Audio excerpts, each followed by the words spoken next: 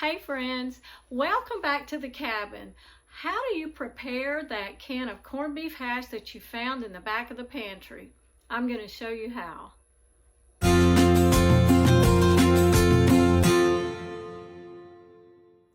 Back when I was a young mother and I was on a very tight grocery budget, one of the meals that we had that the kids just absolutely adored was corned beef hash, boxed macaroni and cheese, and a can of green beans.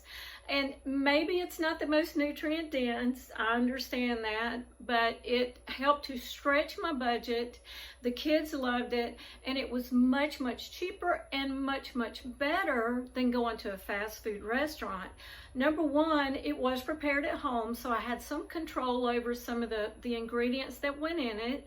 And also, we were able to sit down to the table as a family and eat, have discussions, and just have that bonding time and that wonderful fellowship as a family.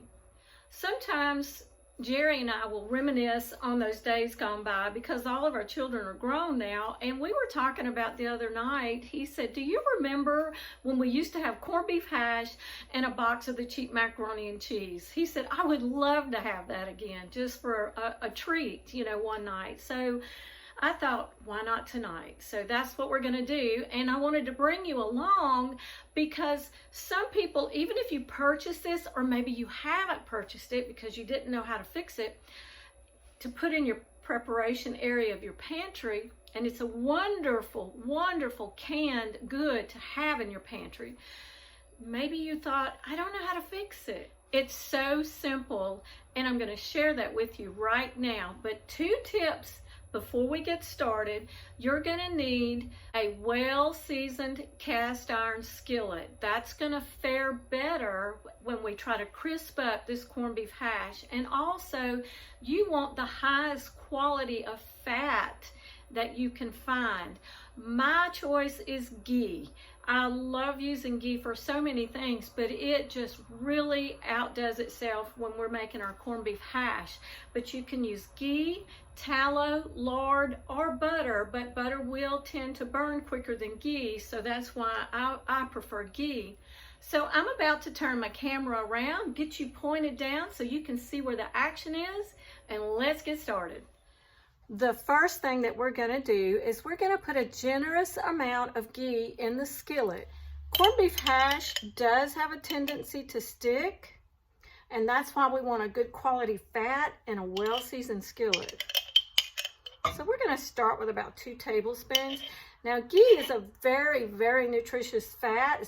It's much better for you than the seed oils that are out there that have been purported for so long to be much better for you, but they're actually not. They're very damaging. So what we're going to do is we're going to go ahead and turn our flame on to about medium to medium high. Now I've got my corned beef hash open, and we're just going to take this and scoop it out into the skillet.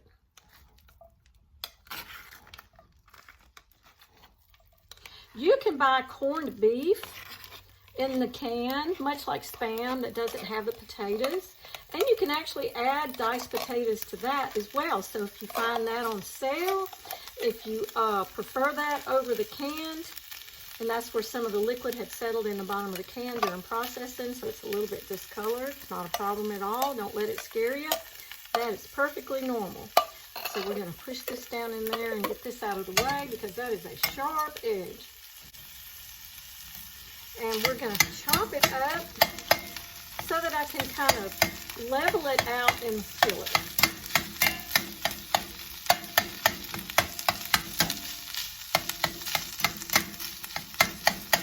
Now you can even add your own touches to this. You could, what my grandmother used to say, chip up an onion.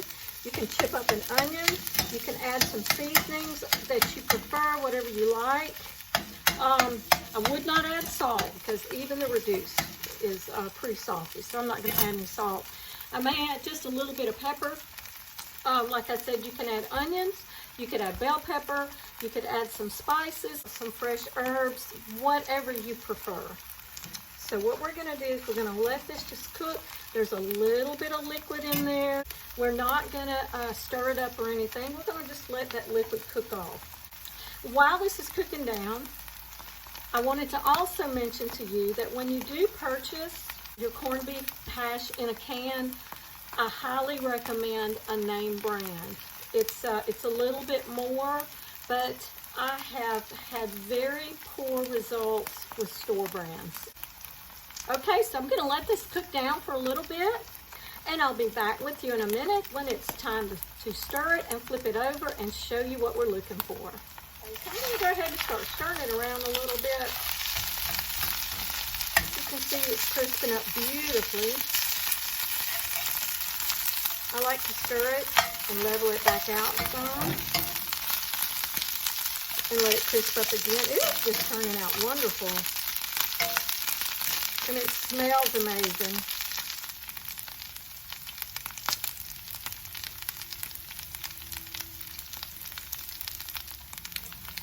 Alright, let's give it another stir. Yep, it's crisping up good. I think we're just about ready. So now we're going to go ahead and turn off the heat. If you have an electric stove, I would suggest that you remove it from the heat. And I'll be right back with you, and we're going to plate it up for a taste test.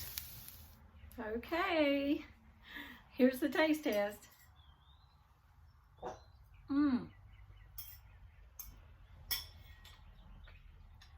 That brings back some precious memories of when the children were small. Now, it's a very, very frugal meal, and I've emphasized several times that it may not be the most nutrient dense, but you can do things to make it more nutritious. You can add your own addition of vegetables to it. You could add chopped up onion, the bell pepper like we talked about before. You might even try broccoli, carrots, anything, and it's going to extend and build the nutrition in it.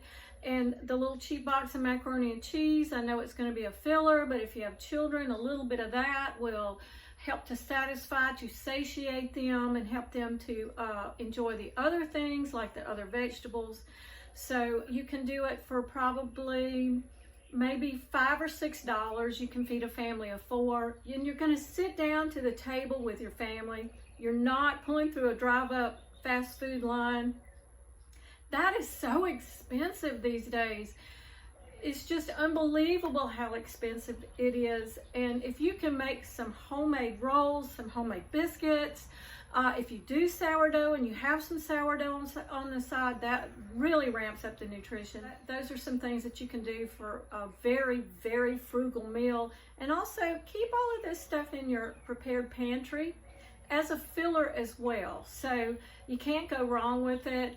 And when you're very hungry in a dire situation, it is a great idea to have something like this to turn to. If you make corned beef hash and you have some tips that you'd like to share with us, please don't forget to drop them in the comments below and share them with our community. And also, don't forget to give me a thumbs up if you found value in this video. And if you are not a subscriber, I invite you to subscribe. I have the best subscribers on YouTube, so we want you to come and join us. But I do want to remind you of something very important. Don't ever forget that your Heavenly Father loves you. And we'll see you on the next video. God bless.